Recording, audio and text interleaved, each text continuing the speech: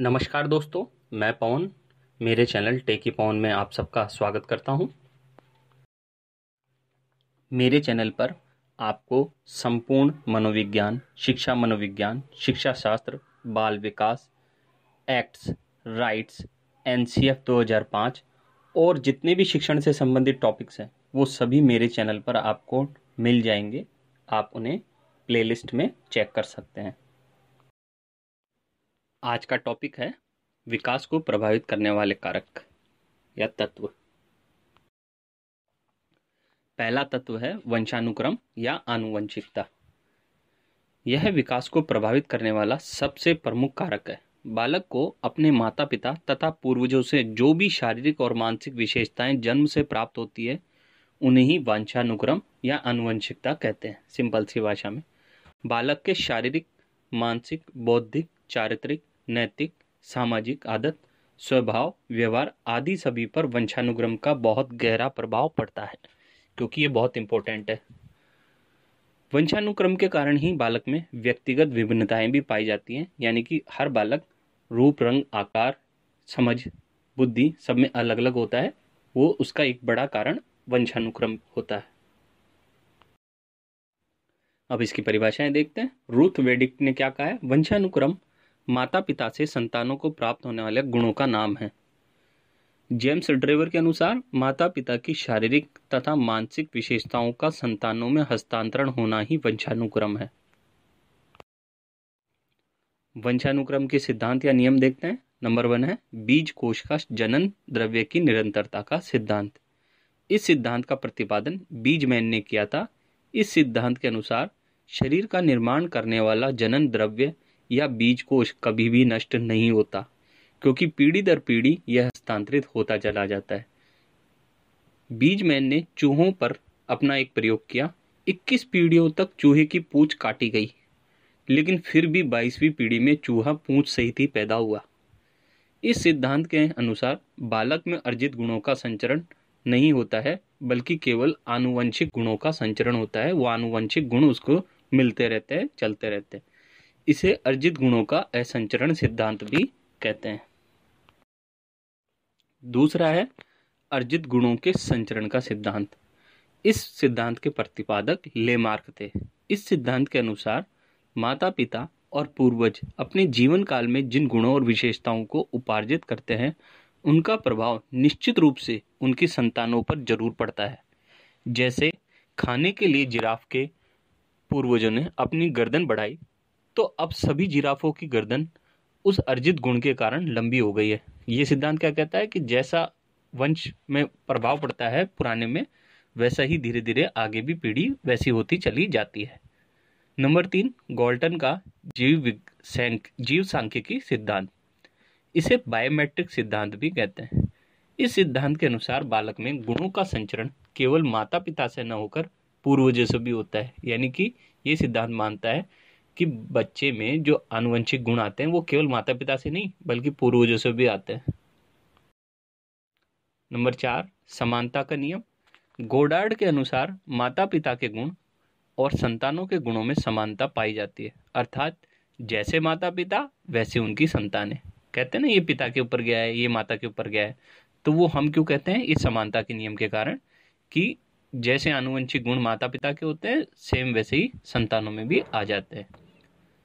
बुद्धिमान प्रतिभाशाली माता पिता से बुद्धिमान प्रतिभाशाली संतानें पैदा होती हैं और मंद बुद्धि माता पिता से मंद बुद्धि संतानें पैदा होती है, ऐसा इस सिद्धांत का मानना है।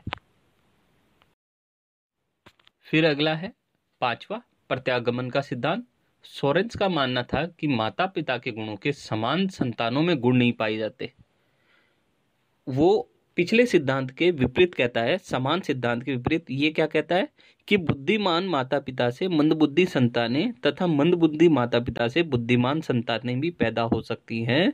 ये प्रत्यागमन सिद्धांत कहता है, और ये परिभाषा किसने दी थी? सोरेंस ने। नंबर 6 विभिन्नता का नियम। इसके अनुसार संतानें कभी भी माता पिता के पूर्ण रूप से समान नहीं होती है, बल्कि उनमें थोड़ी बहुत विभिन्नता और अंतर पाया जाता है। पूरे आनुवंशिक गुण नहीं आते, थोड़े बहुत आ सकते हैं। मेंडल का नियम। इसे मेंडलवाद के नाम से भी जाना जाता है। मेंडल ने अपने प्रयोग मटर के पौधे और चूहों पर किए थे। मटर के पौधों पर T1 और T2 नामक प्रयोग किया और यह सिद्ध किया कि एक ही माता पिता से उत्पन्न होने वाली संतानों में भी व्यक्तिगत विभिन्नताएं पाई जाती हैं। चूहों के प्रयोग में काले व सफेद चूहे लिए, जिनके मेल से उत्पन्न होने वाली संतानें काली थी, लेकिन तीसरी पीढ़ी के चूहे कुछ काले और कुछ सफेद पैदा हुए। तो इस प्रकार से उन्होंने ये बताया कि जीन्स कभी खत्म नहीं होते हैं, अगली पीढ़ी, उससे अगली पीढ़ी या 3-4 पीढ़ी के बाद भी वो जीन्स वापस आ सकते हैं। वंशानुक्रम का बालक पर प्रभाव। नंबर 1, मूल शक्तियों पर प्रभाव। थार्नडाइक का मानना था कि बालक की मूल शक्तियों का केंद्र बिंदु उसका वंशानुक्रम ही होता है, अर्थात यदि बालक के माता पिता में आत्मविश्वास अधिक है तो संतानों में भी आत्मविश्वास बहुत ज़्यादा होगा। फिर दूसरा, प्रजाति की श्रेष्ठता का प्रभाव। क्लीनबर्ग के अनुसार श्रेष्ठ जातियों से उत्पन्न होने वाली संतानें स्वतः ही श्रेष्ठ मानी जाती है और निम्न जाति से उत्पन्न होने वाली संतानें स्वतः ही निम्न जाति की मानी जाती है। नंबर 3, शारीरिक लक्षणों पर प्रभाव।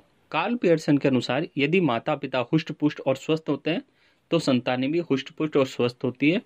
कमजोर माता पिता की संतानें अक्सर कमजोर होती हैं।